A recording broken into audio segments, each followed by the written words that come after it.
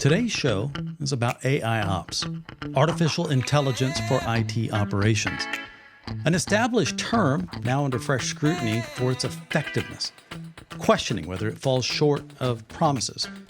But I think it's just misunderstood. See, IT operations exist in time as an evolving function. Failures, which can happen at any moment, trigger recovery efforts to return to normal operations. The goal is to shrink this time to recovery.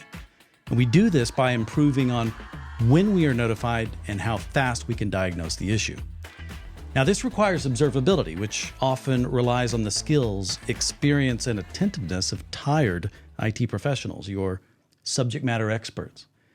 And it is upon this shaky foundation that many will pursue automation by asking these same SMEs to write scripts and define rules and set thresholds. But this is not AIOps. It makes more sense as a circular process. Observations are gathered and analyzed so that fixes can be pushed back into the network. An entire process built around data, rich telemetry with metrics that track every aspect of a website, server, virtual machine. It's a framework of intelligence voraciously ingesting record amounts of unstructured data with unparalleled speed and consistency. And of course, it can't do this with a human in the middle. That's how I think of AIOps. But there are also two reasons that I think many people still struggle with this. That would be tools and expectations. You see, the AIOps market is saturated with a lot of great tools. You probably have some of these because they tend to get in the door before quickly losing steam. But they also have similar overlapping functions that still leave you with holes in your coverage. Like you want to dive deeper on analytics? Hey man, there's a few good tools to choose from. In fact, your cloud monitoring initiative may be able to use some of these same tools. But trying to solve system-level issues with domain-specific tools is an exercise in frustration. AIOps also requires a shift in expectations. You expect to predict problems before they occur. You expect to automatically remediate said problems. But this requires that you stop thinking in terms of infrastructure or applications. It requires that you shift to a data-centered workflow. In fact, today's research paper acknowledges these real-world challenges with a modular approach to AIOps. Worldwide Technology partnered with a diverse set of clients to identify underlying trends and issues hindering many organizations from fully capitalizing on their AIOps investments. And one big takeaway, you can't chart a path forward without being aware of where you're starting from. See, at one extreme, you may not be doing anything. That's fine.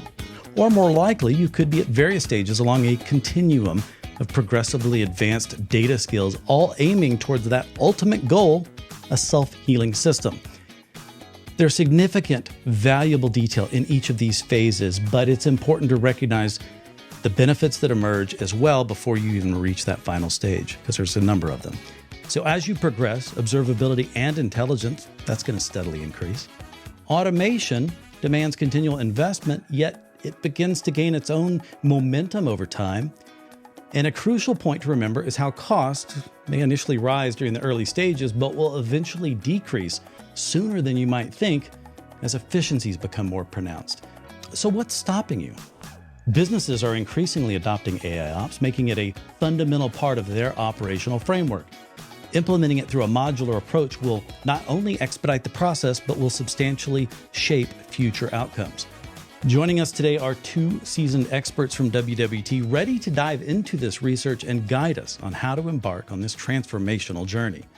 Snigdha is a data science manager, and Anshul is a principal in the management consulting practice specializing in data and AI. My name is Rob Boyd, and I welcome you to WWT Research with insights powered by the Advanced Technology Center. Well, hey guys, thank you so much for taking the time to talk about AIOps. Anshul, we've talked about this in the past. I'm excited to have both of you here, and I've really enjoyed getting to know Snigdha better. But let's start with introductions. Snigdha, why don't we start with you? What do you do for Worldwide Technology? Absolutely, Rob. Thank you. So, hi everyone. I'm Snigdha Bhardwaj. I'm a data scientist at Worldwide Technology, and I've been in the data science analytics space for the last 8 or 9 odd years. And I always like to think about my job as being a detective in the data world. So where every data set has a story to tell, and I'm just trying to discover it. So that's Yeah. basically what I do. Oh, I like that. Yeah, I like that angle a lot because I think there are a lot of stories to tell with the data. Anshul, you're smiling there as well. Good to see you again. What do you do today, just in case it's changed, because you tend to move around a lot, but what do you do for Worldwide Technology? No, I was just thinking based on Snigdha's introduction, a lot of my work is, working with smart people like Snigdha. I'm a principal with Worldwide Technology. I lead a couple of our business divisions, automation and AI. And then, AIOps is definitely at the center of both of those things. So, happy to share a few insights here. Well, excellent. Obviously, when we talk about research, we're talking about a paper that's been published and other updates like this. But when it comes to the topic of AI ops, we've spoken of it before. It's still new to some people, but the twist that we're kind of building to, and I don't know how much of a twist it is, but this notion of modularity, which I think is almost refreshing even without knowing exactly what you may be speaking with here at the top, because AI ops can be such a daunting big thing, and it can feel like too much to take on, regardless of how well stated the benefits are. But Snigdha, let's start with you, just to keep it general for anyone that may not be familiar. How do you define AI ops? What's important to understand? Absolutely. So, first off, AI Ops basically stands for Artificial Intelligence for IT Operations, right? That's the full form.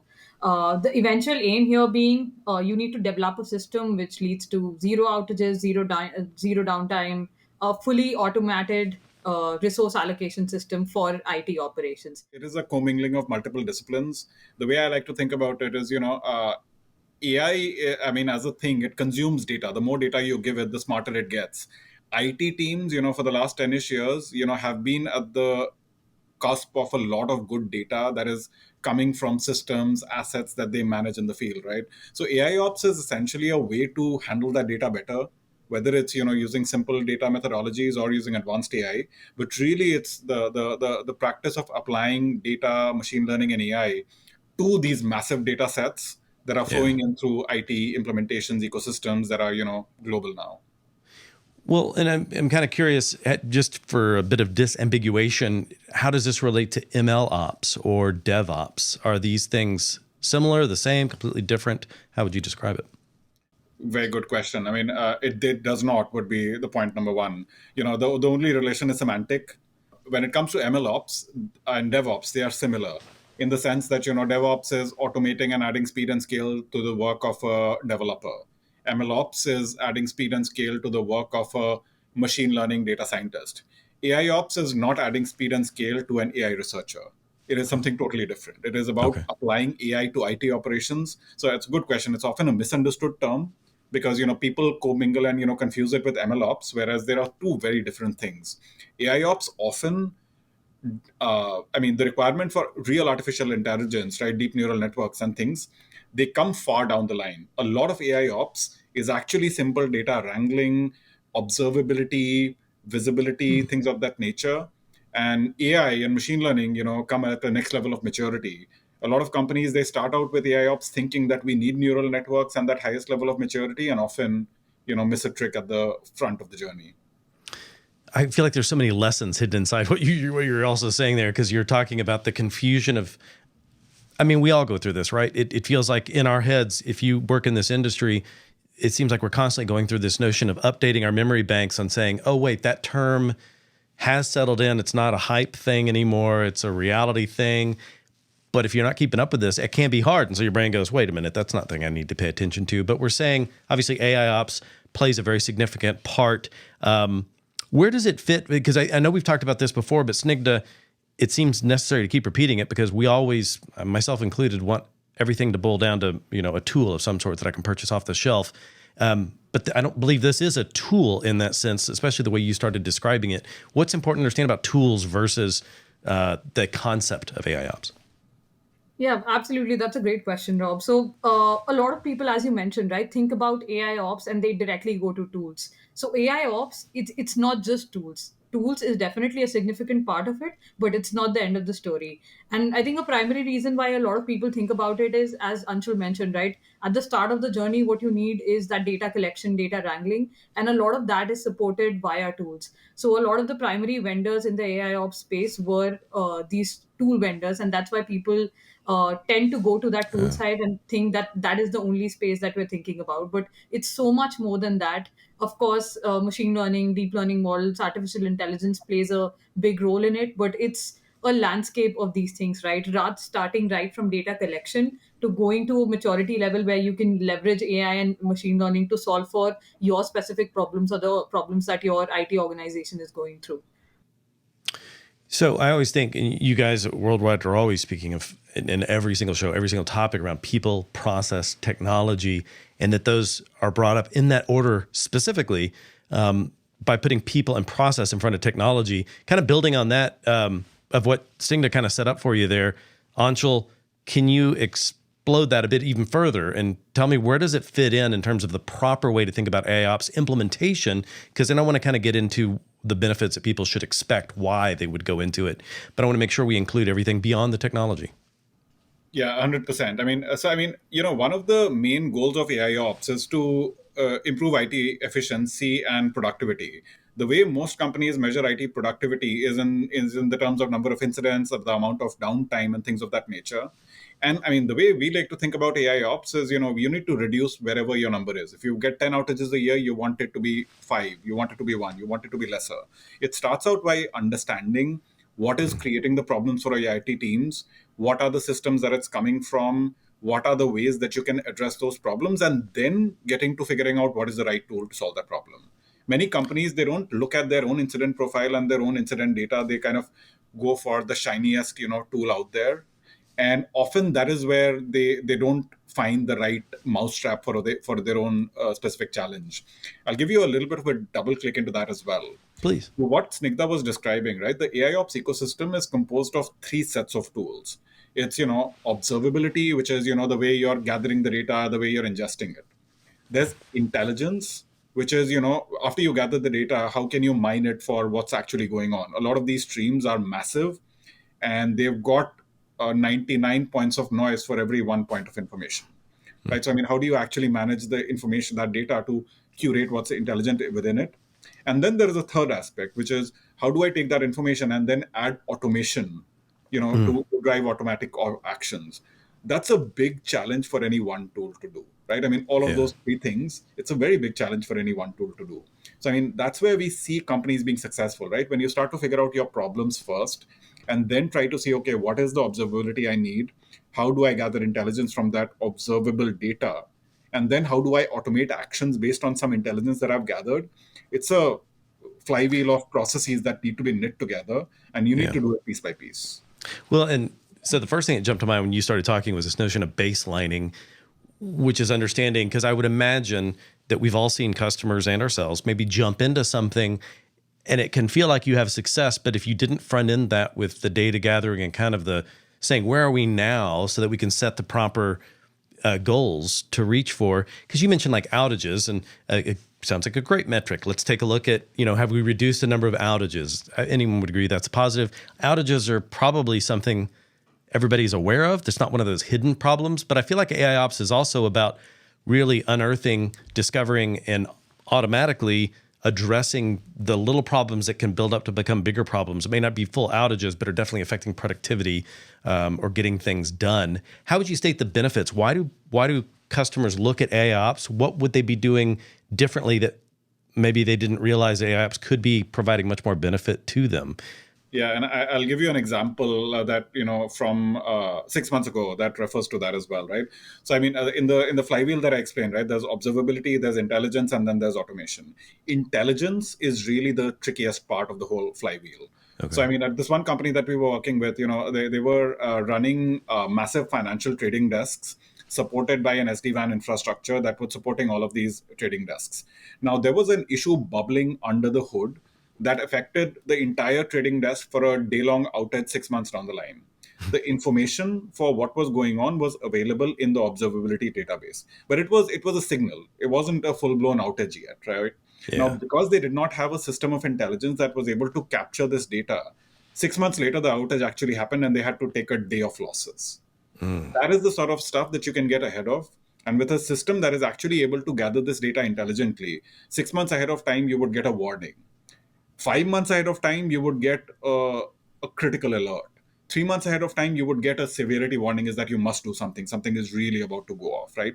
That is the kind of preemptive intelligence that teams are constantly trying to achieve with AI ops, but they are, they fall into this chicken and the egg of, what's the right tool for this problem? So in general, IT operations is a big beast, right? There are so many processes defined. There's so many things already very well defined.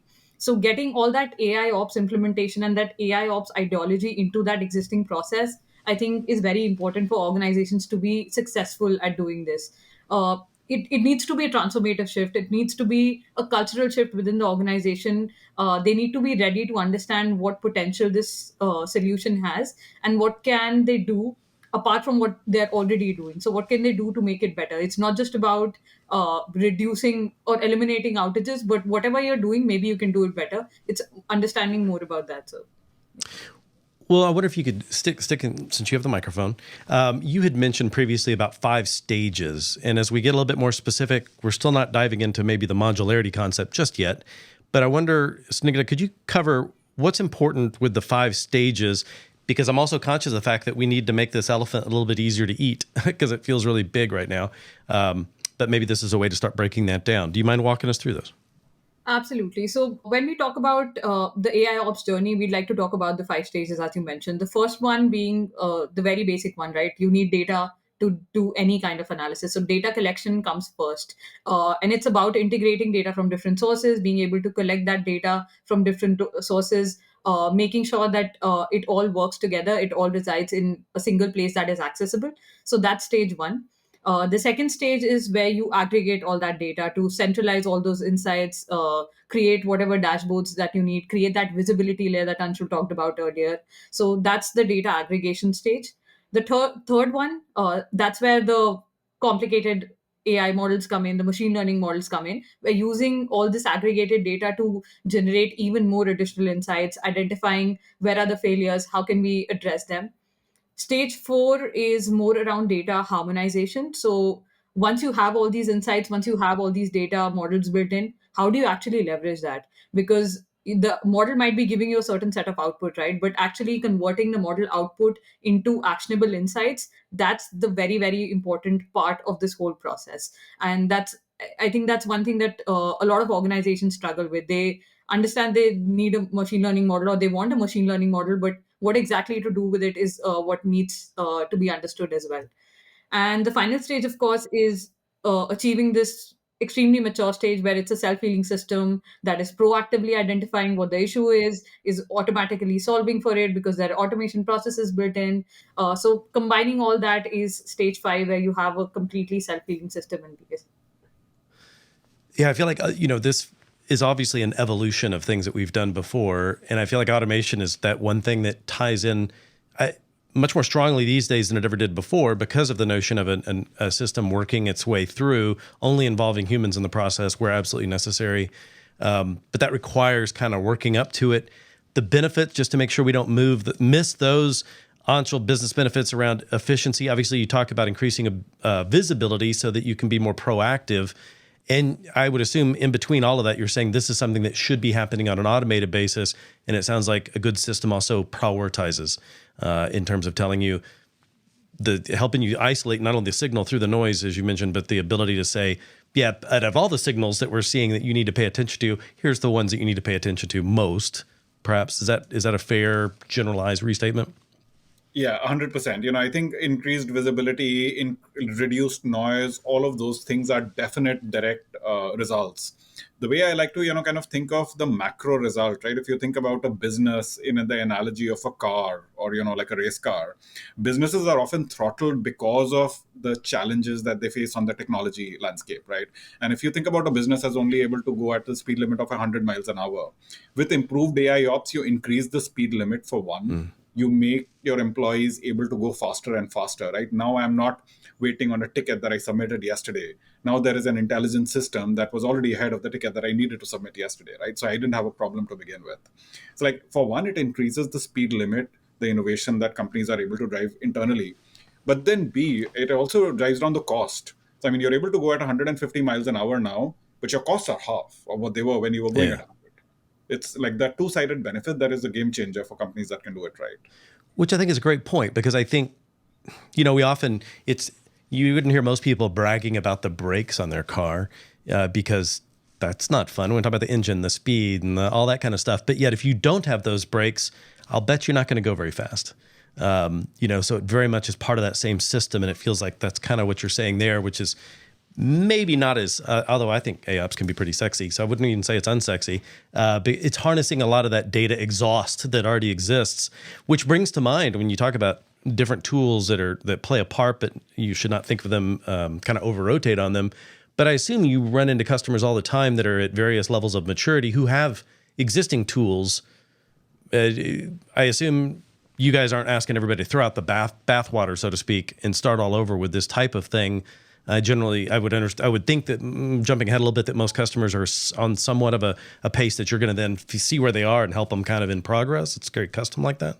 The good news here is that we don't need to reinvent the wheel. We've seen this story manifest itself before. Building data products isn't a new business. It has been going on for the last 10-ish years, and we can learn from, other industries where it has been done successfully. Finding a modular way to build your data products is something that we have seen succeed in other industries. Telecom, mass media, digital media have all been, places where there have been startups, looking to, capture the entire market. But, what these industries have evolved into is a modular landscape where you use multiple tools and technologies in a swappable manner. And that's what we propose for AIOps as well, is don't find one tool to solve your problem.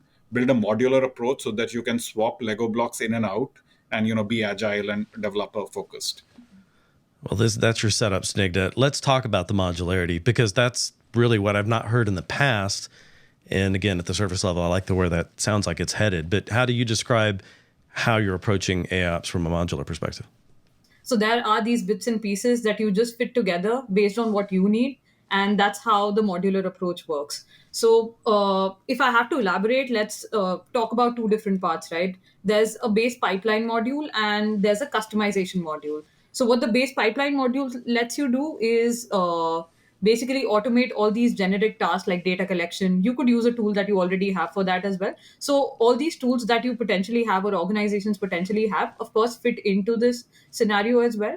So there's stuff that you need to do always for all the different use cases or all the different problems that you need to solve. You always need to have data. You always need to aggregate that data. So all that is covered in the base pipeline module side of things. And then there's the customization layer. So that's where it gets interesting, because that's where we are solving for your specific problem or your specific use case, because different organizations potentially have different problems, right? Of course, IT operations in general have a lot of defined processes and a lot of defined problems already. But you might be looking for a very specific solution to a very specific problem, even in that broad problem that has been defined. Let's say for capacity planning, you might be very specifically looking for capacity planning for only storage, only for this specific region. So that's where the customization comes in.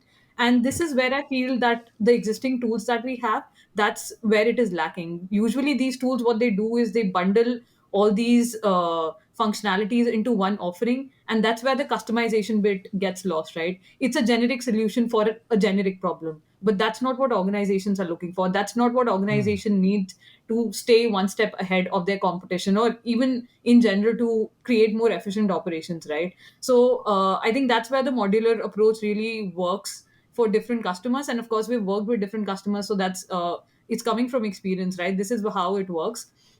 And as you go through this journey, as you go up that maturity curve, right, you're going to discover more use cases. You're going to discover more problems that you need to address. So that's where the modular approach is going to help you as well. Because right now you're solving for 5 different problems. You might want to solve for another 10 different problems down the line. But you already have those base pipeline modules set. You don't need to reinvent the wheel, as Anshul said. All you need to do is build a custom component which can solve for that specific problem at that specific point of time. The whole approach is based on decoupling the customization aspect of the implementation with the base pipelines that you need to be able to solve for these. Am I right in thinking of this as something between kind of fully custom, which may scare some people off, to fully generic, which we've all tried, because it's like, well, why not try and throw something off the shelf on it in many situations and just see if that gets to you? And as harmless as it can feel at the time, I know that stuff creeps up, and pretty soon you feel like you've got all this technical debt and pre-investment in areas that you couldn't even begin to justify or say exactly how it's helping you solve problems. But this modularity is also not the tools approach. So it's a way of kind of customizing in a modular perspective so that these could be reused, and the effort that you put into the customization, therefore, is not wasted in an individual project. And you kind of can raise, whether it be different divisions within a company or different problems being solved, there's a good chance they're going to have similar modules that kind of provide the base underneath that. You got it absolutely right, Rob. So that's how exactly it works. So let me elaborate a little bit. When I say base layer or base pipeline modules, right? What the base layer does, it provides you a foundation for any AIOps solution that you need to build, right? Let's take an example of data extraction or data processing. Let's say, for example, there are 10 different tools that you need to collect data from. It could be log data, it could be metric data. Again, metric data itself can come in from different sources as well. So that's something that you'll probably need for different kinds of use cases. You might want to use it to understand what are the resources that you're not using. You might want to use it to forecast what are the resources that you're going to use to the fullest in the, let's say, next 3 months, next 6 months. You might want to use it to understand what are the devices that are going to fail based on their performance or based on performance degradation that has happened. Now, all these different use cases, but the same base framework that you need to collect that data, right? So that base pipeline or that base module provides that foundation for all the work that you need to do in the future. You might want to address just one use case today, but you will be able to address 10 different use cases because that process is repeatable. That process is very easy to implement. That process is something that has been very well defined by us. So all you need to do is plug and play, and you'll get all that data into your environment for you to be able to solve for the problems that you want to solve for. And at the same time, when it comes to customization, as I said, different organizations will have different needs. It might be the same problem that we're talking about, it might be capacity planning that we're talking about, but it could mean so many different things for so many different organizations. So that's where the customization component comes in, and that's where us being able to use our expertise in the AI and ML space fits it right into this modular approach. So it's not just about building a generic solution that I use for company A and I use for company B. It's about using what I can from a base pipeline module, making it really quick, really fast, because it is something that's already been developed, plugging it in, getting the data that I need, and then solving for the specific problem that you need me to solve it for. If you kind of think of the classic 80-20 rule, it's typically 80% out of the box, 20-ish% customization. And it's the 20% customization makes sense to the people that are doing the customization. It's not the sort of thing that will ward them away.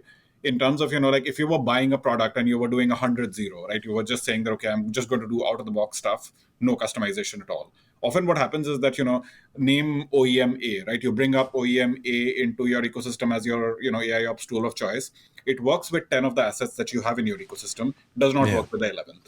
So you're waiting on the OEM now to create a new plugin for your 11th asset, and until then you're stopped, right?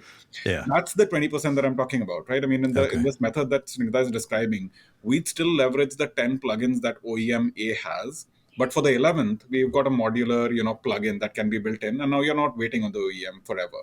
So it's this idea of having plugins and packages for the software packages that you've got available, but then following a data first methodology to say that what I'm looking for is the data.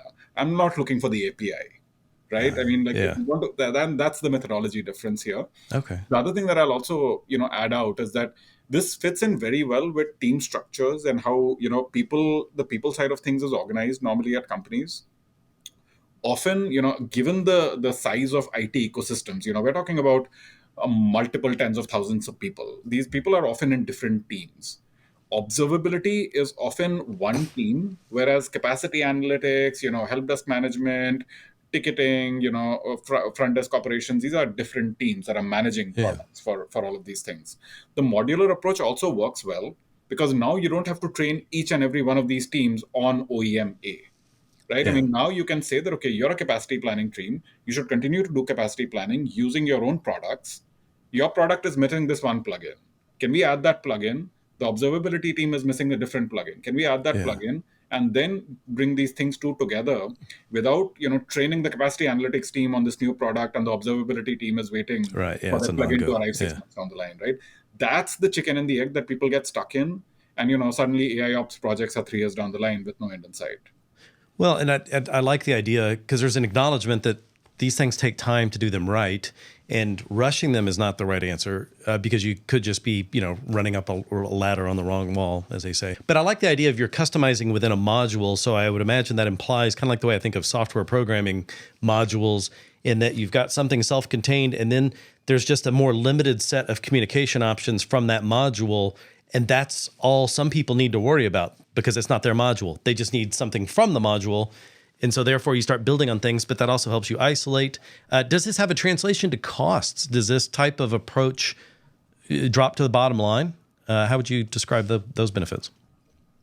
Massive. Yeah. I mean, like in the earlier analogy that I was giving, right? You're going at 150 miles an hour instead of 100, but your costs are half, like it's suddenly like the price of gas has gone down and, like it's a half of what it cost before. Because at the end of the day, behind the back scenes, when stuff is going wrong, the way teams fix it is by having a massive number of people. A lot of the largest companies in the world, they've got armies of help desk specialists that are managing this stuff manually and running from pillar to post, trying to find that one element of signal from the 99 units of noise. Right. These things are better done by automated data gathering AI systems. So it makes their jobs a lot easier. It makes them focused on more productive innovation driving tasks, such as looking for the next event rather than yesterday's event. Yeah. And that stuff illustrates itself in reduced need for support teams, reduced managed service provider costs, huge reduction as offshore costs for managing help desk operations and things of that nature. So for 100%, there's a big OpEx play here.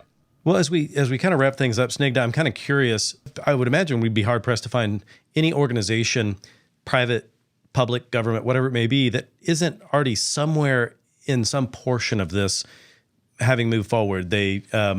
But for whatever reason, they're not getting what they want out of it, or they're not sure that even what they're asking out of it and that they're getting is the right thing. Maybe there's some doubt or some turnover or something. How does WWT help and make it simple for someone to walk in and go, here's what we're doing? Can I do that as a company? How do you explain some of the services you guys have for people getting into this? One of the biggest things that we do for any of our clients is having that consultative approach, right? Being able to understand what is the problem that you're solving for, what is the problem that is bothering you. And that's where the solution that's where we start building the solution from. We first understand what is the problem, how is it impacting you, how do you envision this to be solved, or what is the success criteria that you're looking for. And that's when we help the client to work with us to be able to design a solution. And as you said, right, you might not need 10 different tools to solve for that one problem. It might just be a simple problem where all you need is to be able to aggregate all that data and create that one single pane of view where you can access all that information and make quick decisions. So I think the very first point, and I think the most important thing that sets us apart, is being able to understand that problem that the client comes in with and being able to define what success looks for that client to begin with before we start delving into like, this is the tool that you need, this is the service that you need, this is the solution that you need to go for, or bogging down people with 100 different options of how they can solve for it, but rather actually understanding what is the problem that you're trying to solve for. If you're thinking about education, you want to learn more about the topic, there's a ton of great content on worldwide.com.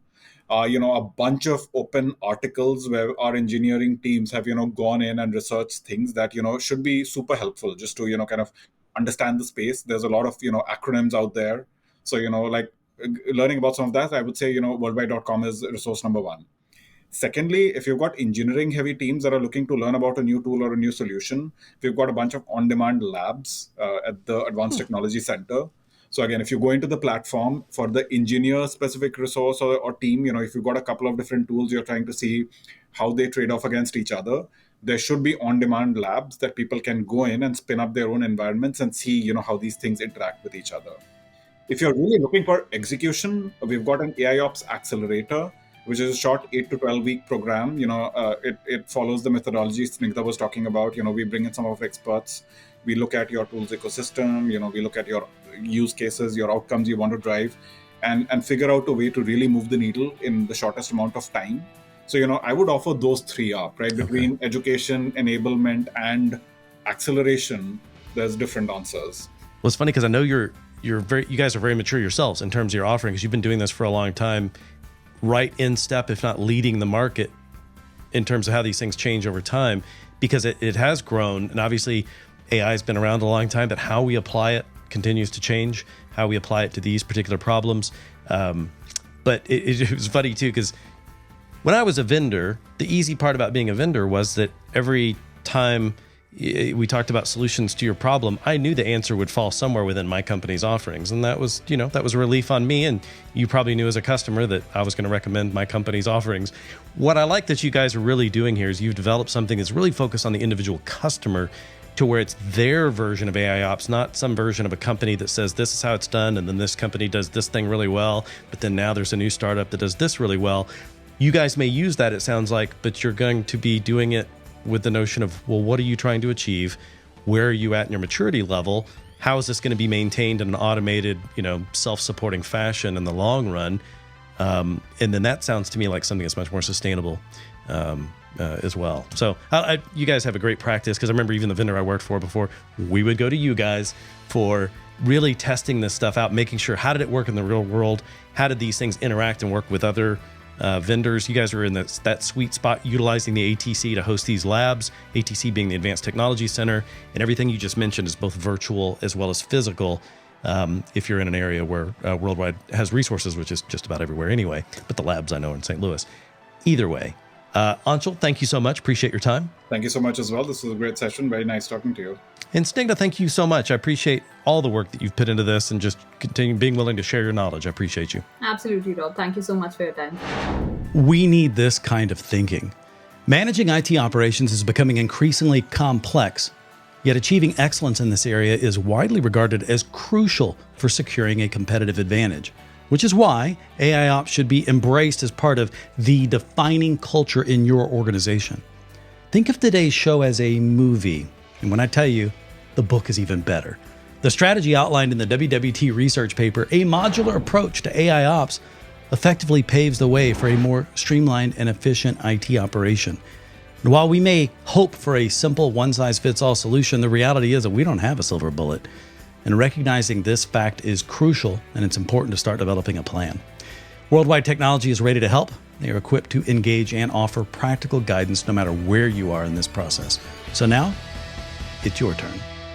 Thanks for watching.